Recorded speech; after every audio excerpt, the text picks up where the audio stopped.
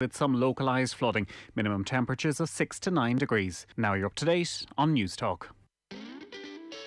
The Football Show on Off the Ball. With Paddy Power. Ready for your next big move? The trip from the fridge to the couch.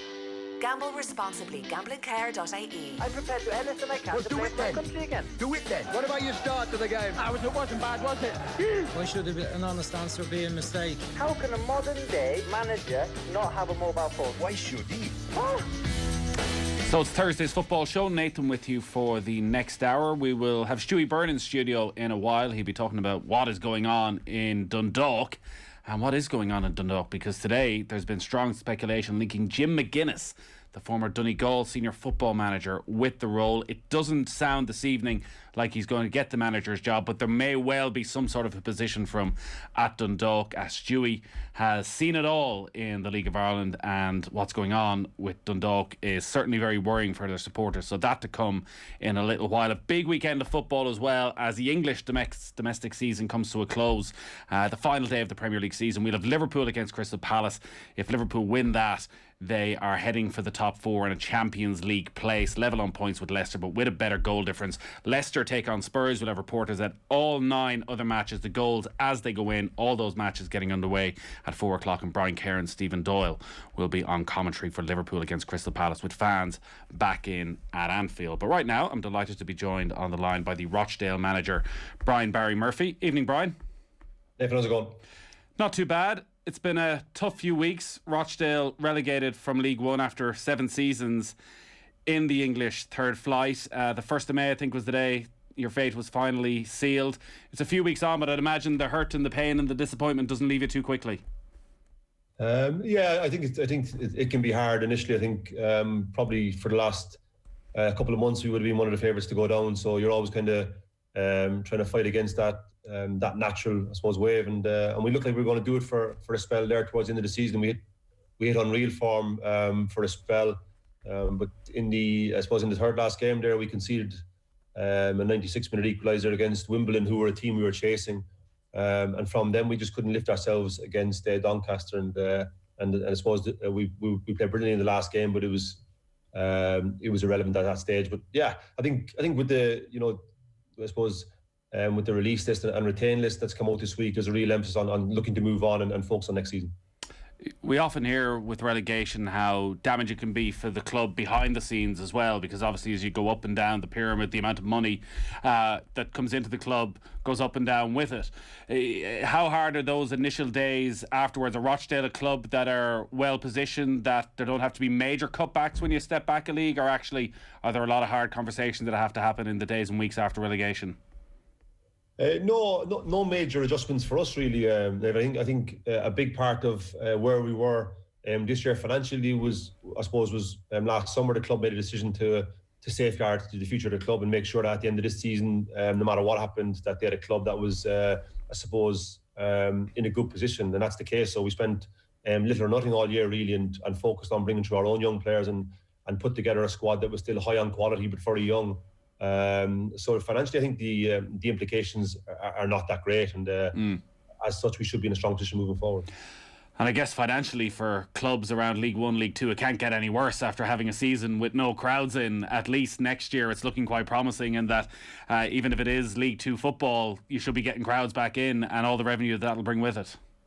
Yeah, and to be honest, one of the biggest things has been the reaction of our supporters to relegation has been has been surreal, really. You know, like you said, for the first couple of days there was a real sense of disappointment, but from right towards the last game of the season, all they were focused on was next season. And I suppose there seems to be quite a few new grounds that they're going to go and visit, and I think the sense of optimism, because they're going to be coming back to support the team, has given everyone a real sense of focus as we start to look towards the summer and already start to look towards pre-season.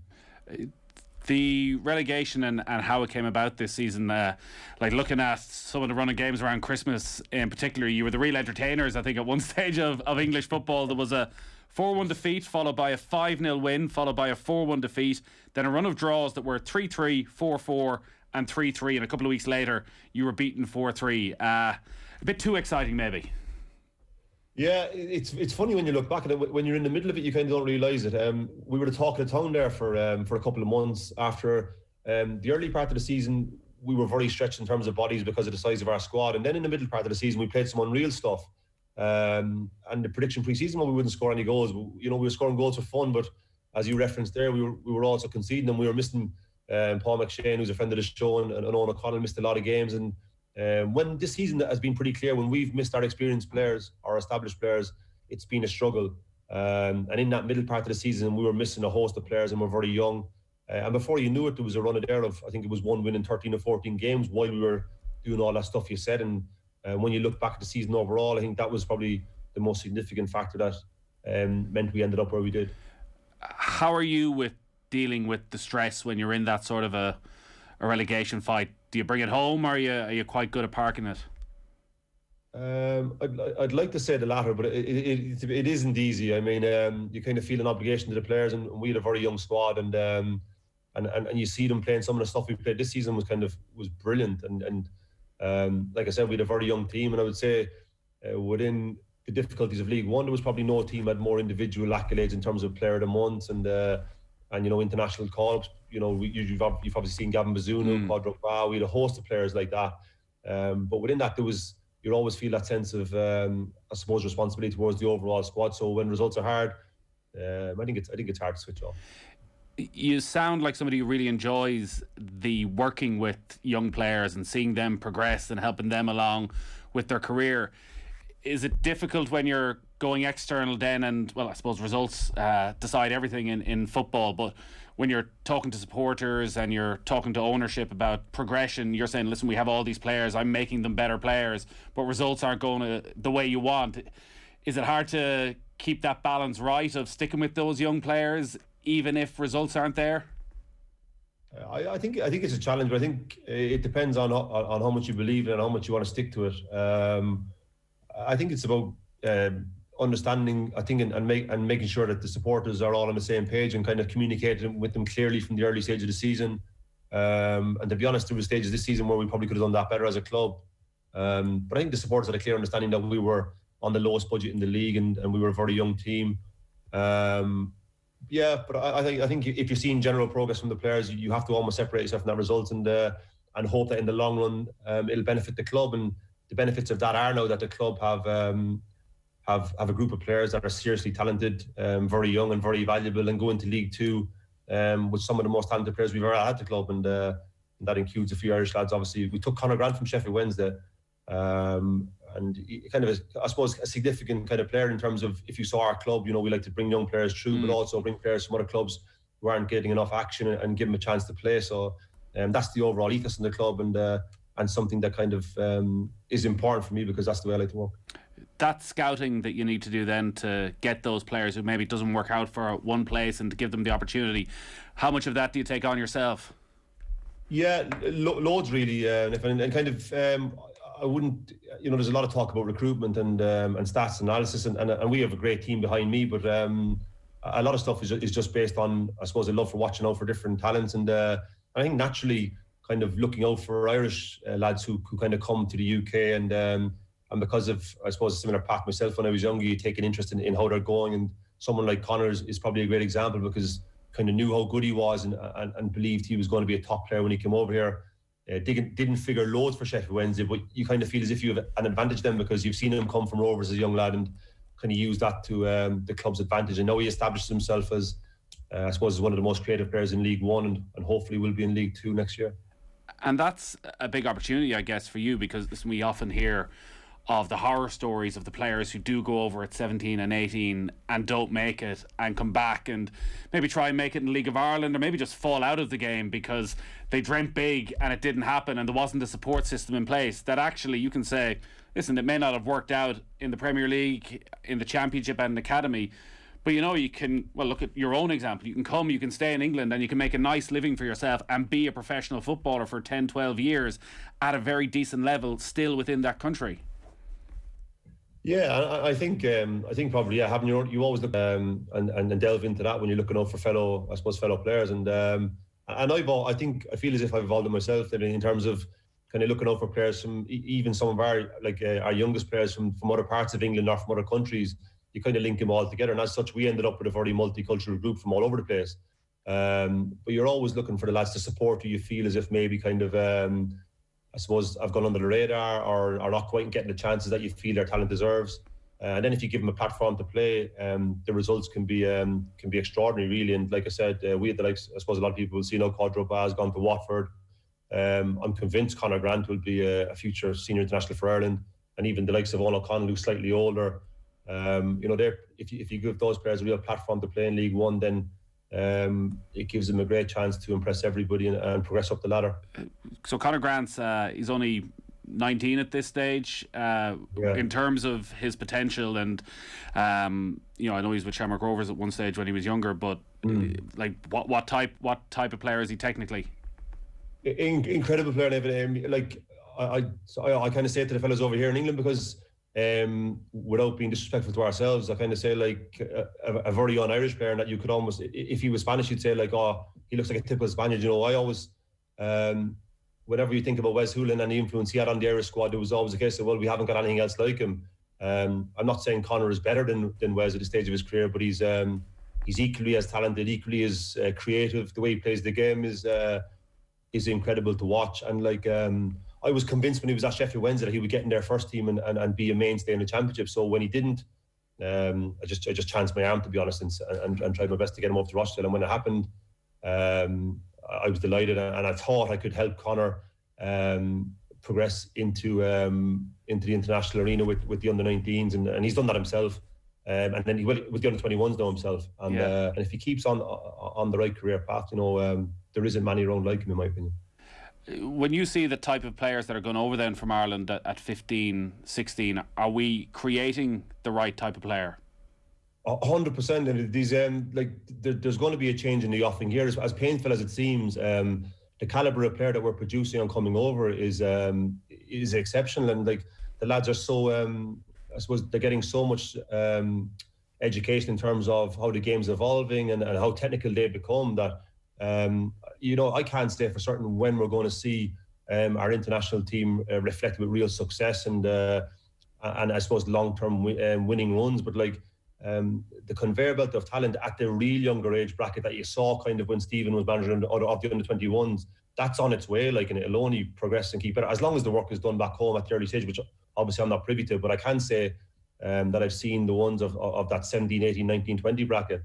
I believe the conveyor belt is very, very top heavy with talent, and as long as we give them a correct pathway into the senior game, then all things being equal, and getting enough game time over here is probably a big part of that. If you look at someone like Conor Grant, who doesn't get a lot of time at Sheffield Wednesday, if he ends up going back to Rovers or parts of someone, then he probably falls off the radar. So getting that chance over here is still, I think, the single most important factor about how we're going to get our players to progress through the pathways from, I suppose, youth development football into professional football. You mentioned how in the days and weeks after relegation there's a lot of contract situations to be sorted out. Paul McShane, one of the players who's leaving the club, he's 35 now. I can't imagine he's just going to walk away at this stage. He strikes me as the type, if he could keep playing till he was 40, he'd probably keep going. I think the same. Yeah, it was. It's been a hard couple of years for Paul in terms of battling back from injuries, and this season has been no different. Whenever he's been fit and been able to be on the pitch, we've looked like a team who'll win games, and it was no coincidence in the last 10, 12 games of the season our form was top 6, top 7 when he was fit and played. But for Paul, it's just been hard to be fit all the time. But like you said, he won't take no for an answer, and he'll be looking to I think to continue playing next season. But I know he is valued a lot by I think he's been doing some coaching with Man United in the academy, or they're keen for him to do that. So I think he'll be probably combining that. And there's a manager in waiting there whenever he decides he wants to do that. But I wouldn't like to tell him that, because as you said, he'll definitely want to play somewhere next season. Yeah, there was a lot of Irish interest in Rochdale, not just because you were there, but because there's so many Irish players there last season. From what I was reading, Jimmy Ryan is going to leave. Conor Shaughnessy has decided to go as well, but you're still hopeful of keeping Owen O'Connell, Jimmy Cohane and Stephen Dooley. Yeah. I think I was conscious of the fact for a couple of years there that I didn't want to be, I suppose, stacked or top heavy with too many lads, and I suppose make the rest of the squad feeling, I suppose, inferior. But those guys are mainstays of the dressing room, and when it boils down to it, they've been outstanding players for the club, and have really improved and progressed themselves individually while here. So I think that probably transmits to other players, and you gather a few more. And those players you mentioned there are in discussions with the club, and I think, you know, are a huge part of what we do. Obviously, I go back quite a long way with most of those guys personally, so kind of value their influence off the pitch and on it. And I think they're all hugely popular with the Rochdale supporters, and they'll be praying that the club can do everything possible to keep them. Gavin Bazunu was a player who there was huge interest in on loan from Manchester City. It ended up in a strange scenario where he was playing every week. He ended up in the Ireland team and playing competitive games for Ireland, but then when he went back, dropped out of the side. What was the situation there?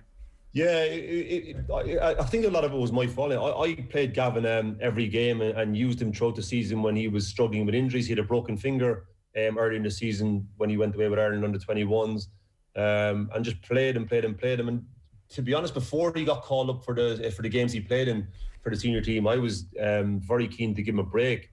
And you might say, well, a keeper, why would he need a break? But he was playing through a lot of different strains, and when he came back, I was desperate to give him a rest, and I gave him a couple of games out. And to be fair to him and Jay, the lad who came in, Jay Lynch, had been supporting Gavin well all season, and just came in at a time when we needed a result, and performed exceptionally well, and was part of a team, like I said, that was in top 6 form. But Gavin's progress over the course of the season was spectacular, and what he did with the senior team when he was there was no surprise to us. And I think from Man City's point of view, it's been a very successful season, from almost encountering a host of different events that have happened to him, and in the end, even having to fight for his place and not get back in the team will stand him in great stead moving forward. He's exceptional talent, and very similar. We had Robert Sanchez the year before, who went back to Brighton and got called up by Spain. And Gavin's there's a lot of similarities, and is 4 years behind Robert. So that's very young for a goalkeeper, and his achievements this season have been incredible for one so young in such an unforgiving league. You know, and bearing in mind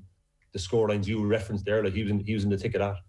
Yeah, it's incredible that he's still only 19, and you know, 12 months ago we probably said this guy is one for the future for Ireland 4 or 5 years down the track, and now you're looking at him with Darren Randolph in and out of the West Ham team, thinking there's a good chance Gavin Bazunu, if he can get first team football again next season, he can keep that spot.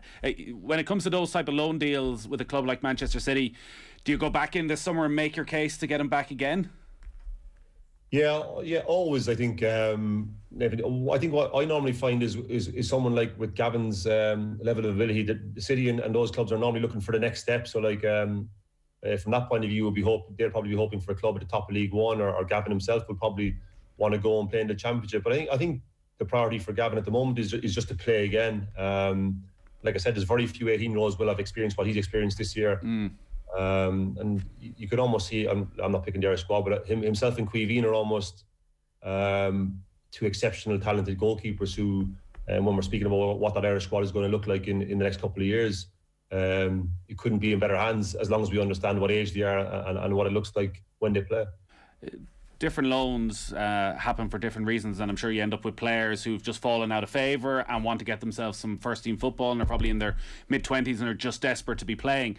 When you have a young talent like Gavin Bazunu coming from a club the size of Manchester City, when he comes to Rochdale, do they leave him be for the 6-9 months, or is there regular feedback that you have to give on his progress as part of the process?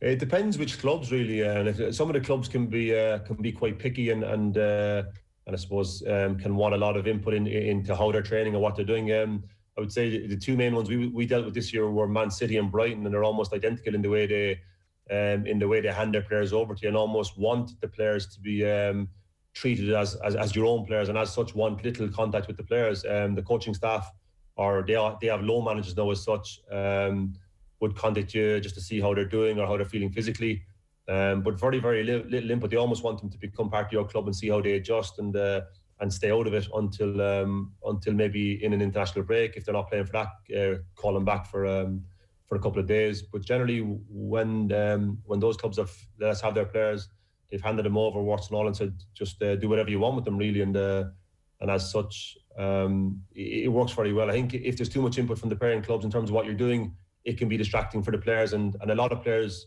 from my previous year's experience, can be worried about what it looks like to their parent club if things aren't going well or if they're not playing well. Whereas, like I said, City and Brighton in the last 2 years with me, I've almost said, like, listen, whatever happens, happens. And if they have tough moments, you have to drop them. It's just part of what it looks like. And that works very well with the rest of the squad, who always want to know that you're picking everything on a level playing field. It's a bit of a balancing act, I guess, for those top clubs, particularly in the Premier League, with young players where on one hand they want to get the men's football and out there playing week in, week out, but also for someone like Gavin Bazunu, he's such a modern goalkeeper in the mould of what Manchester City want from their goalkeepers, who can ping the ball 50, 60 yards. Is that something that needs to fit into your style of play, or does he come and actually, if you don't want to play out from the back, he doesn't play out from the back? No, it's a good question. At the start of the season, they'll do their homework and they'll see what way you play, and they'll have conversations about what it looks like. And I think as long as you're being clear with them and you're not trying to bluff them, it works well. Always with City, they're very understanding. They have a way of playing. They like the way we play. They obviously like the way we do things. But at different stages of the season, bearing in mind where we are on the table, there'll be certain games where we can't play out in the manner that Man City will play out. And Gavin has to adjust, and that's almost part of the appeal for City. They'll want to see how he adjusts to that and what it looks like when he doesn't have the comforts of, I suppose, a City team who are normally on top of every game they play, and whether it be at under-23s level or first team level, they dominate most games. And while we want to dominate as well, naturally in League One it didn't always happen. So they want to be able to adjust and I suppose to adapt, and I suppose rather than just like saying, well, you play long all the time. As long as I suppose both clubs are clear from the very start what it looks like, then you avoid a lot of problems down the line. As I say, he's still so young, he's still a teenager, and maybe with the exception of Ilhan Meslier at Leeds, there's not many very young goalkeepers there, and there might be a loan spell again for the next couple of years. Like, talent-wise, just how good is he, do you think? Yeah, I didn't want to say too much during the season because I thought like it would be unfair of me to put a lot of pressure on him because he's so young. And even now, I wouldn't like to, but I couldn't hide the fact like that. Like I said, Robert Sanchez was a great lad for us and went back to Brighton and is now like in the Spanish squad on merit. And Gavin is very much in that calibre, same mentality, same skill set, not as big as Robert, but is at that level. And like I said, he's 4 years behind. And I know how valuable they rate him at City. And like I said, him and Cuivine are top goalkeepers who.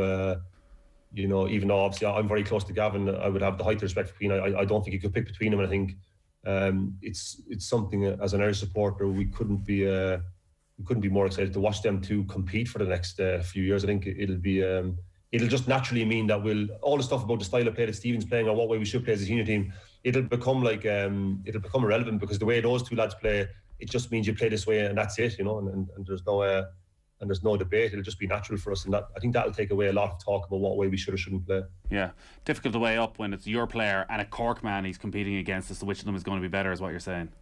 very difficult decision for me. I was always singing Cuivine's praises to Gavin. He was very respectful. Very respectful. In terms of your own career ambitions now as a manager, you're still a young guy. What is the long-term plan? Do you see yourself being a career manager that in 20 years this is still something you want to do, that you have a real passion for? Yeah, someone asked me that today. I wouldn't say the manager lark really. I was never dead set on being a manager. I was coaching young players at our club. My job was to help them come into a men's environment, like you just spoke about young players and how difficult it can be, and just to teach them and make them feel comfortable. I just fell into the job because the manager got sacked. Keith Tiller was a great mentor of mine, and the club asked me to do it because I'd worked with so many young players.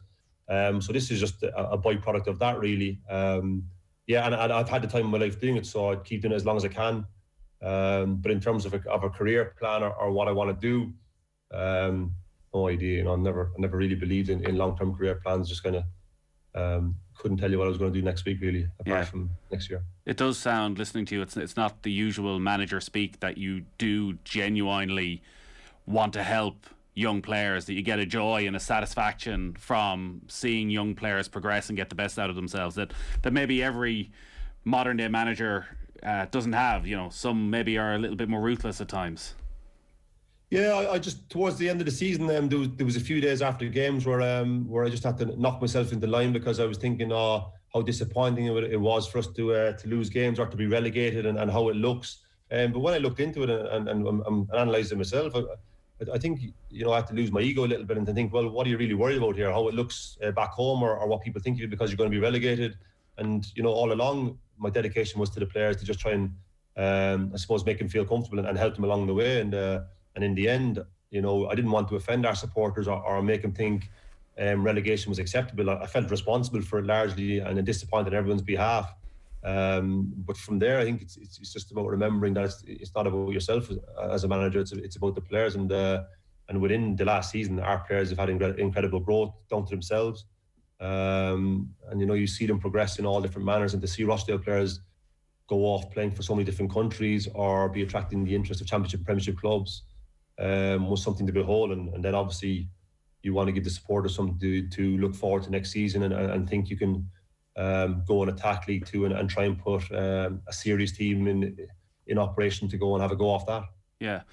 And your own career, as you said, is such a good example of you can have a very long and successful professional career, maybe at times away from the bright lights. I know you've in interviews described yourself as a journeyman from time to time, and I was thinking when we were setting up the interview we'd Owen Doyle on a few weeks ago, who's obviously had such a brilliant season in League Two with Bolton, and similar conversation where he never got that break into the Premier League, but for 10, 12 years has been banging in goals at an incredibly high level and maybe just not getting the attention he deserves. He wouldn't say he deserves it, but that, if he was back here in Ireland and he was doing that in the League of Ireland Premier Division, we'd probably be raving about him, but because it's in League One or League Two, maybe sometimes it goes unnoticed.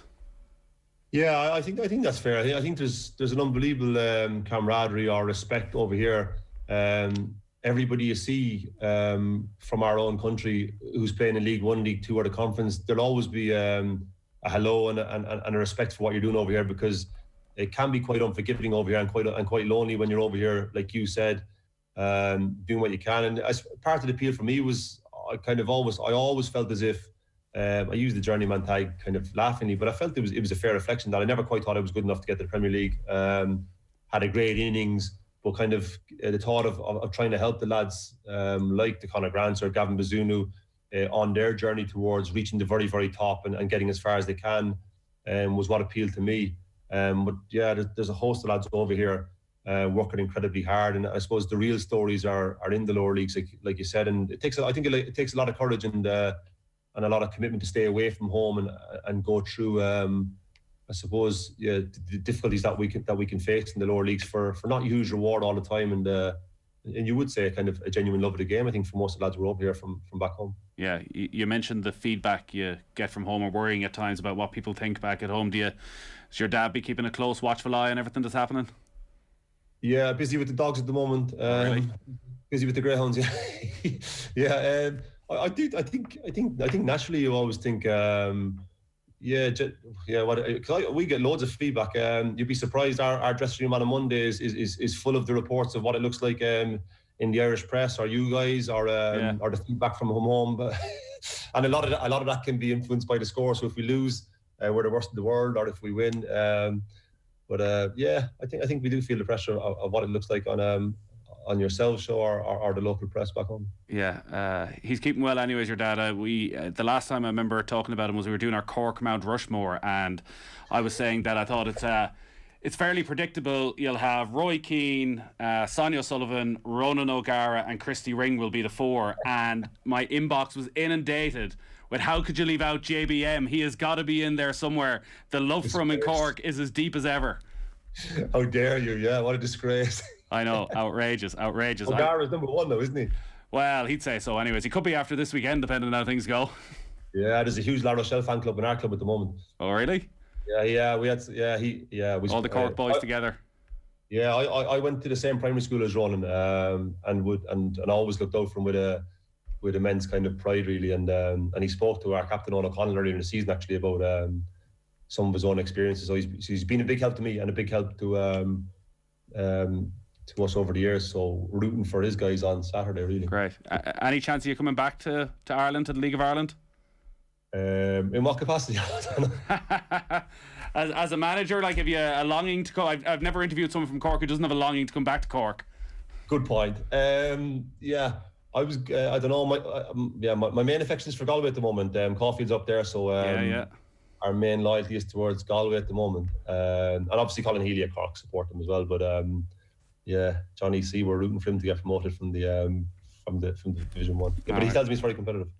Certainly is. Well, look, there's a job going in Dundalk, so we can throw your name in the mix and you might have it by next week if you want. Brian, great stuff as always. Thanks a million for talking to us. Yeah, good luck. Brian Barry Murphy there, great stuff as always, and great to hear him in such good spirits. Really interesting guy at Rochdale, and we keep a close eye on them again next season. Potter Carrington just rolls in a long birdie putt at the USPGAs on 1 under par. He's just 2 shots behind a big group. In fact, that was an eagle putt for Harrington on 11 to get him to 2 under par. So he's just 1 shot off the lead. I think there's 6 players tied for the lead at the moment. Going to take a quick break, and then Stuey Byrne is going to join us in studio. Football on Off the Ball with Paddy Power. Ready for your next big move? The trip from the fridge to the couch. Gamble responsibly. Gamblingcare.ie.